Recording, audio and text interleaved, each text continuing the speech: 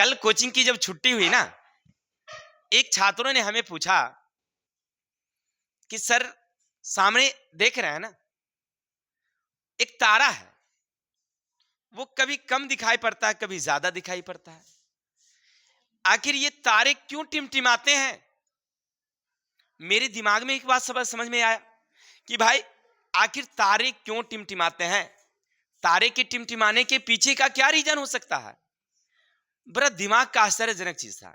एक बच्चा ने कहा कि सर ऐसा लगता है कि कोई पीपल के पेड़ पर से ना कोई टॉर्च जला रहा है, हल्का हल्का उसकी रोशनी कभी ज्यादा कभी आ रही है। तरह तरह की बातें आपस में करने लगे। तो हमने सोचा कि चलो ये बात छात्रों को क्लियर ही कर देते हैं कि आखिर तारे क्यों टिमटिमाते हैं। सुनेंगे, इसके पीछे दो रीजन है। तारे के टिमटिमाने के पीछे दो रीजन है।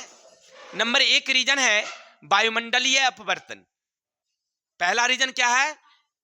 अब आपके दिमाग में आता होगा भाई ये अपवर्तन क्या? भाई समझिएगा थोड़ा सा। देखिए, तारे यहां है, ये तारा है और ये हमारी अर्थ है, पृथ्वी। किसी को डाउट?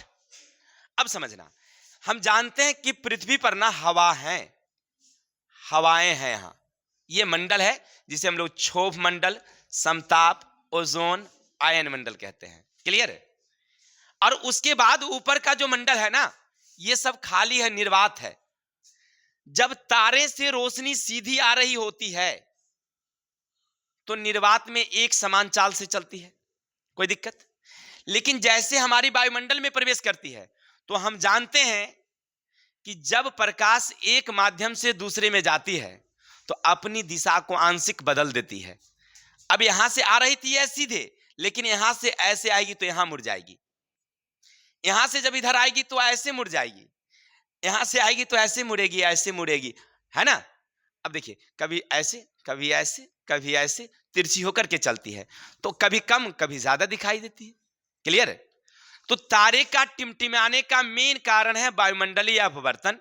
अपवर्तन का मतलब है कि जब वो निर्वात में चलती है तो सीधे चलती है, लेकिन जैसे हमारी पृथ्वी के वायुमंडल में प्रवेश करती है तो हवा का घनत्व जो है ना, कहीं पर तापमान के कारण जो है ना, जब जैसे प्रवेश करती है तो ऐसे ऐसे ऐसे ऐसे तिरछी चलती है ना। तिरछी चलने के कारण हमें तिरछी दिखाई पड़ती है, अर्थात कभी कम कभी ज्यादा, कभी कम कभी ज्यादा, कभी कम कभी ज्यादा दिखाई देती है। कोई दिक्कत? चलिए, दूसरा कारण भी है इसके। अब दूसरा कारण क्या समझना थोड़ा सा, क्योंकि हवा ना हमेशा गतिमान होती है। सुनिएगा, हवा क्या होती है? हमेशा गतिमान होती है, और कोई जरूरी नहीं है कि हमेशा तापमान एक जैसा रहता है, कभी कम कभी ज्यादा, कभी कम कभी ज्यादा। अब देखिए, अब हम ऐसे आकाश में तारे को देख रहे थे, ऐसे हमारी आंखों के सामने हवा गुजरी, तो इन हवा में ना मोटी हवा का घनत्व, धूलकण ज्यादा था। अब धूलकण ज्यादा होगी तो उस तारे की रोशनी हमारे आंखों तक कम कम आएगी। क्लियर?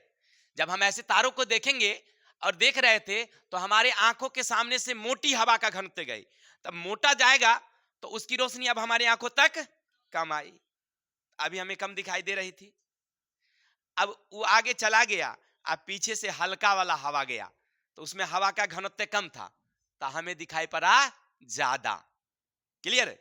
फिर मोटका वाला गया तो कम, फिर गया हल्का, फिर ओकरों से हल्का और ज्यादा दिखाई पड़ा। यानी कि कभी ज्यादा कभी कम, किसके कारण? हवा के धूलकण या अन्य चीज के घनत्व के कारण। ठीक है? तो तारे के टिमटिमाने के कितने कारण हमें दिखाई पड़े? दो। पहला था वायुमंडलीय अपवर्तन, यानी कि जब निर्वात से हमारी पृथ्वी के वायुमंडल में आती है तो एक माध्यम से दूसरे में जाती है तो अपनी दिशा को प्रकाश क्या करती है? बदल लेती है। फिर दूसरे से तीसरे में जाती है तो अपनी दिशा को बदलती है, ऐसे बदलते चलती है, इसलिए हमें कभी कम कभी ज्यादा दिखाई देती है। और दूसरा कारण हमने क्या देखा कि हवा का घनत्व, कहीं की धूलकण ज्यादा कहीं है कहीं पर कम है, तो कभी ज्यादा कभी कम दिखाई देती है। अब हम ऐसे तारों को देख रहे हैं, मोटा गया तो जब मोटा घनत्व जाएगा, मान लीजिए ऐसे धूलकण ज्यादा रहेगा तो हमें कम कम दिखाई पड़ेगी। अब पतला वायु का घनत्व गया तो यहाँ पर कम कम है अब हवा, तो हमें ज्यादा रोशनी दिखाई पड़ेगी। तो कभी ज्यादा कभी कम दिखाई पड़ना तारों का टिमटिमाना कहलाता है, ना कि कौनो टॉर्च बार रहा है। एक बार हमारे गांव की एक महिला बाहर निकली, वो दौड़ी दौड़ी घर से घूम के वापस आई।